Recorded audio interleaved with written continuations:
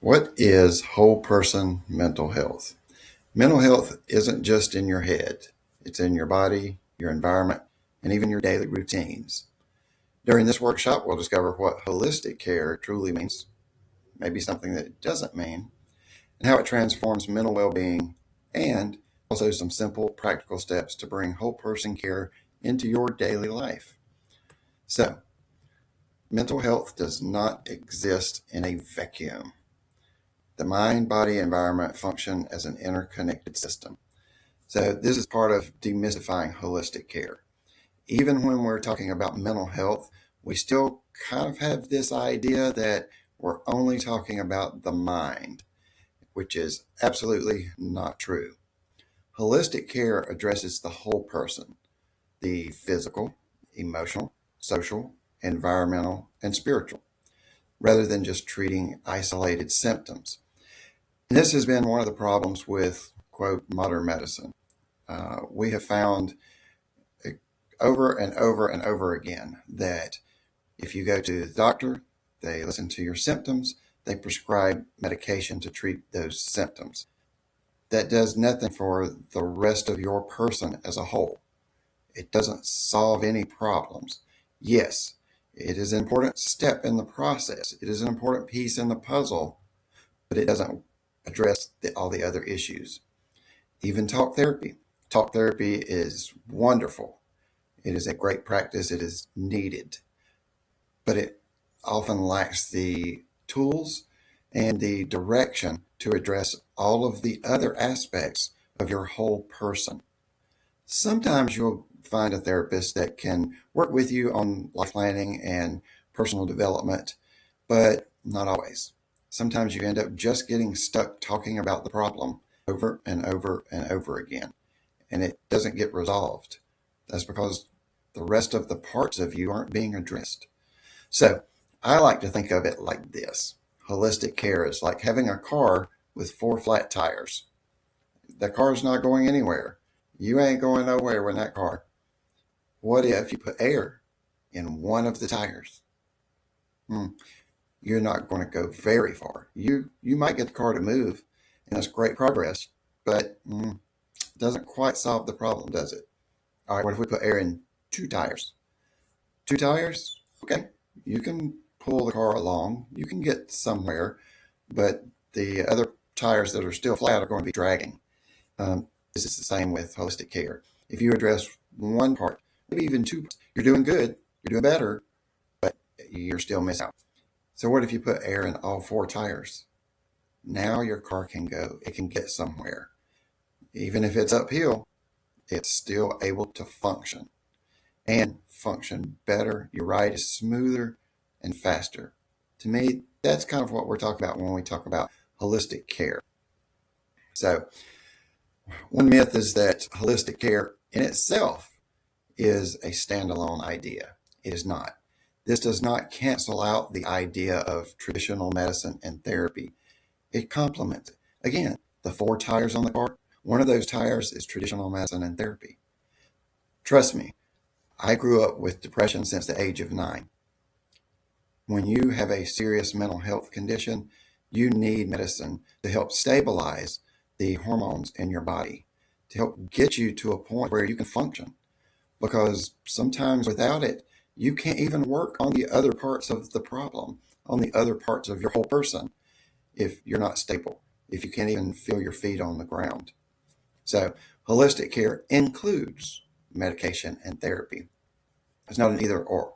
Either or, is that one word? That's two words. Either or choice. But it looks at the big picture. All the pieces of the puzzle can go together. They all fit together. And you need all the pieces to see the picture. Holistic care also does not mean eating spinach and meditating for 4 hours a day every day. That's not holistic care either. I know there's a lot of gurus and coaches and teachers and professionals that sometimes are well-meaning. Sometimes they're just selling a program, but they may promote the idea of 100% doing one thing one way. And I can almost guarantee you that anytime you hear someone saying that you have to do one thing all the time and only this way, It's probably not accurate. Probably not accurate. Think of balance. Think of balance. Again, the four tires on the car. You want air in all four tires, and you want balance and consistency so that you can go effectively. That's holistic care. Taking a look at every piece of the puzzle and seeing what you can do to improve it. So there are actually 5 pillars of holistic mental health. Let's take a look at those. Number 1 is physical. Sleep quality. If you don't take away anything else from this presentation, sleep quality.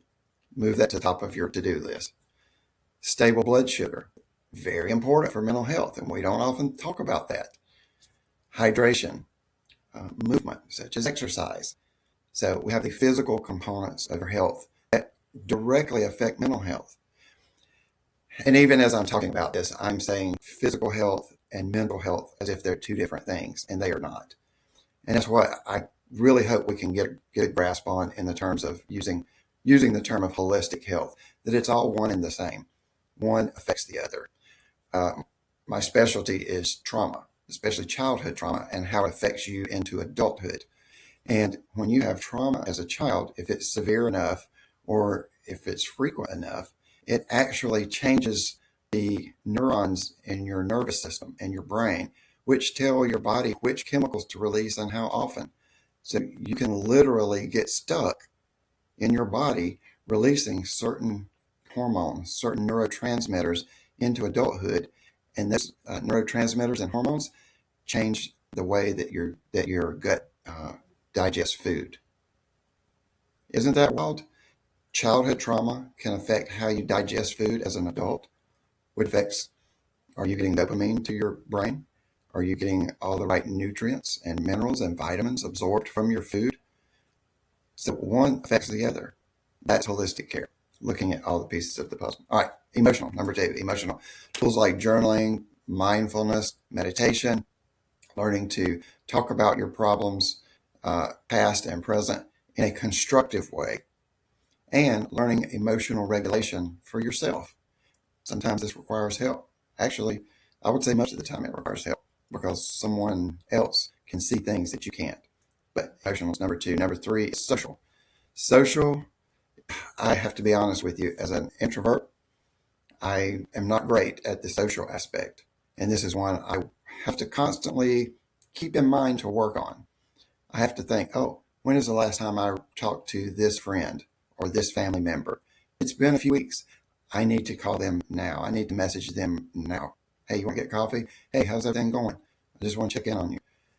Social is the protective power of community. When you have supportive relationships, not only are you supporting them, but that bond, that relationship is supporting you. It's helping to stabilize your nervous system as well. Clear personal boundaries help to fend off burnout. Boundaries, kind of a catchphrase the past few years. I think it's a little overused and a little misunderstood, but it's part of social interactions. You do have to have good self-boundaries. One example, you've worked all week, you're stressed out, you're tired. Right before you get off work, a friend messages you and says, hey, I really want to go to this movie. Let's go tonight. Meet me at 6. You're tired. You're exhausted. You love the friend and you want to see the movie, but it's going to put a strain on you physically, mentally. So a good boundary is, hey, I can't make it tonight. I'm exhausted. Can we do it Saturday night or Sunday night? So you set a boundary and just say, hey, I can't do this. And since it's your friend, you told them it's because you're exhausted. You don't have to do that, but you did, and that's fine. You don't have to go into any more detail now. And you proposed an alternative. So you let them know, hey, it's not about you. It's not about this particular thing. I'm just tired. But I want to do this with you. That's a good, healthy boundary. All right. The next one is environmental. Environmental absolutely has a huge, huge impact on your mental health. Your physical space, such as your house and your room. Is it free of clutter? Is it free of noise? These things affect your subconscious because as a human being, we are always 24/7 processing information, processing what we see and hear, smell, feel. It's always in our brain. What's going on in this environment? So if you have a cluttered environment, even if you're used to it and you say, well, that's just the way I am, your brain is subconsciously processing that as instability. And that is going to affect your mental health. So spaces, time and nature. So here's the opposite of the negative, which would be positive. It's never mind. That's a little too much. Anyways, you need to spend time out in nature. We are not visiting nature. We are not there to observe nature. We are nature. We are part of nature. The electromagnetic field from the earth gives us a charge. Did you know that? Now you know. Spend time out in nature. We need that. We get vitamin D from the sun. We get oxygen. We need that. Other environmental factors that affect mental health are things like pollution, chemicals in food. That's a whole nother series. Come back later for that one. That's going to be a good one. We're going to chase that rabbit a lot, actually. But things in your food, in your water, and in your environment, they all affect mental health. And your life purpose and spiritual nature. These are also things that I think we kind of take this for granted that, okay, sure, if you walk in faith, if you have positive beliefs, it's going to affect you positively. But I think sometimes we just kind of dismiss it or take it for granted and don't do it intentionally. Don't focus on it intentionally. So you need to spend time connecting with your core values. Spend time on creative outlets, drawing, writing, making something by hand. Legos. Legos is an excellent mental health therapy. I bet you didn't know that. I like that. I love Legos. I want to do that for my mental health therapy. Just saying. So creative outlets. Be intentional. Think about your belief system, because your belief system will give you resilience when there are challenging times. Great for mental health. Okay, let's look at a few practical steps that you can use today that will benefit your mental health. One is the 5-minute reset for anxiety. If you've ever had anxiety, you know how it feels. It starts in your body. You start feeling heated or nervous or out of focus, sometimes ringing in your ears. That's high cortisol. So your body is having a reaction before you even have a chance to think about why. You just feel it. If you can catch that feeling and say, oh, there it is. I know what that is. That's anxiety. All right, try this exercise, 5-minute reset. It's using a box breathing method. And if you've ever heard of that, this is a very common technique. We're going to practice it very quickly. You count to 4 while you breathe in through your nose. Keep your mouth closed. When you get to 4, breathing in, you pause for a count of 4. You're not holding your breath like when you're swimming. You're not doing that. You're just breathing in and then just pausing. Count to 4 mentally. And then you breathe out, exhale through your mouth for 4. And then you pause again for 4. And on that last pause, you're intentionally lowering your chest, lowering the air that you just breathed out. You're letting your lungs rest and your shoulders rest for a count of 4. And then you repeat this and you do it for 5 minutes. All right, let's practice. Breathing in, count 4. Pause for a count of 4. Exhale for a count of 4. Pause for a count of 4 and relax. That's it. And I don't know if you noticed, but I've done this many times, so I'm used to it. When I got to that last part, the pause and count of 4, I just kind of relaxed and slowed down naturally. I wasn't really trying to do that, but it just sort of happens. And so this will help with anxiety. Yes, like anything else, you may have to practice it a few times before you find your groove, but you will. It tells your nervous system it's okay to relax. It's okay to calm down even just a little bit. And it's also sort of a trick because your nervous system is all up in arms. It's all going crazy over something. And you're saying, oh, wait a minute, let's focus on this. And since breathing is a requirement of life, your nervous system will focus on it. It has to keep you alive. So, good trick. Um, Here's another good one. 10 minutes of sunlight. So your body naturally has a circadian rhythm. You probably heard of this before.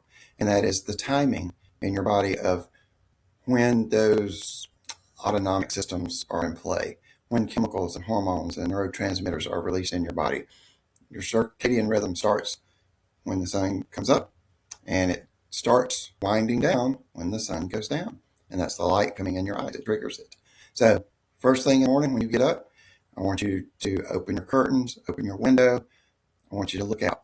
If you drink coffee or tea in the morning or just a cup of water, get that, and then just stand there. You don't have to really do anything else.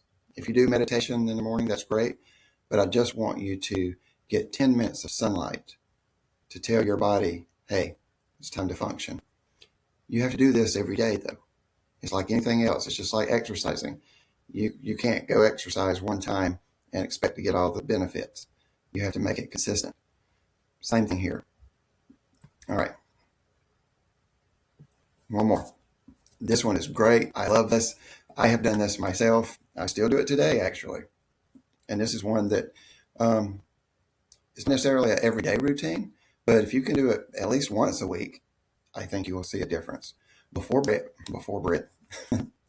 What is before bread? Dough. Anyways, before bed, write down your to-do list for tomorrow. Get a notebook, a journal, whatever. Write down your to-do list. Don't explain it. We're not looking for feelings. Oh, I feel nervous about this. I have a meeting tomorrow. I'm anxious. Nope. You're only writing down the to-do list. In the morning when I get up, I have to be at work at 8 o'clock. I need to do this. I need to do this. I need to do that. All you're doing is writing it down. Studies have increasingly shown that this helps increase sleep quality by margins, wide margins.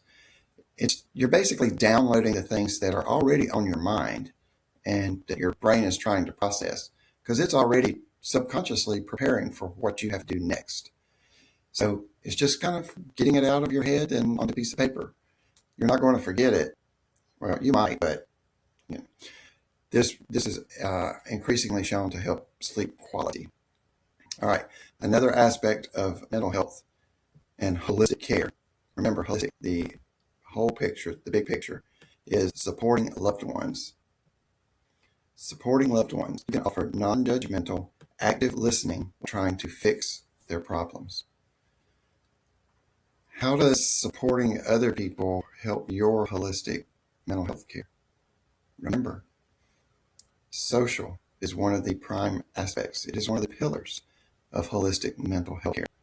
This is social. And when you provide empathy and care, it boosts your hormones as well as the other person's. You also feel that oxytocin. You also feel that serotonin.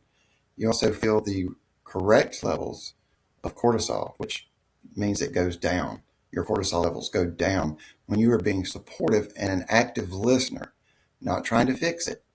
So you're not making their problem your problem. You're just being there. You're supportive. You can also encourage simple wellness basics for someone. Offer them a warm meal. Take a walk together. Challenge them on having good sleep habits, regular bedtime. You can offer to go to a yoga class together, anything like that. So this is sort of you have the listening aspect, and this is sort of the action aspect. Again, you're still not trying to fix their problem. You're just offering to do something with them that will help them feel better. And all of these things are things that you do to help your mental health, so help them. All right, last couple of ones, exercise and diet. We don't have time to get into these much right now, but I will be doing more webinars and workshops on these issues because there's a lot to them. Exercise. Number one, sleep. If you work on your sleep habits, great. Number two is exercise. Studies show that 30 minutes of walking 3 times a week is equal to taking an SSRI. But you didn't know that, did you? 30 minutes of walking 3 times a week is equal to an SSRI in terms of serotonin management in your body. Wow. They don't really tell you that at the doctor's office, do they? They might say, make sure you eat well and exercise, but we need details. We need details, Doc. Come on. Diet goes in with that environmental pillar. This is one of the major things that affects mental health that we absolutely do not talk about. Too much sugar kills your mental health. It destroys the good bacteria in your gut. And that good bacteria is what you need to produce dopamine and to absorb vitamins and minerals. So too much sugar is bad, really bad. And I'm a sweet tooth. So this is a challenge for me all the time. But this is so important. And it's not just sugar. There's other things too. Sodas. Just pick one thing. Pick one thing. And not all. You can't say I'm going to get rid of all sweets. That's not realistic, and you'll never do it. Pick one thing. So let's say you want something sweet after lunch. That one time, substitute fruit for it. The rest of the day, at dinner, you have dessert, you have cheesecake, you have apple pie. First of all, where's mine? That's all I'm going to say about that. Don't worry about it. But maybe at lunch, maybe in the afternoon, when you get that little afternoon craving, I want something sweet. Substitute that for fruit. Just that one. Do that. That will be a major step. Get rid of sodas. Stop drinking sodas. Cut those out. That will be a major step. Any one thing that you can start today, and I'm challenging you to start that today whenever you're watching this, do that one thing, and it will make a difference. All right, so final takeaway. Pick one of these micro habits to practice this week, starting today. And don't attempt to do all of them all starting today or this week. You won't be successful. That's just not human nature. It's not realistic. Just pick one of them. Remember, balance. This is what we're going for here in holistic mental health care is balance with each one of the pillars. Comment healthy below, and I'll send you a free holistic mental health worksheet that you can use to begin this process. Or if you've already started, to help you continue, comment healthy. I'll send you this free worksheet. And join the Managing Mental Health Skool community for ongoing education and support about all areas of mental health care. Thank you.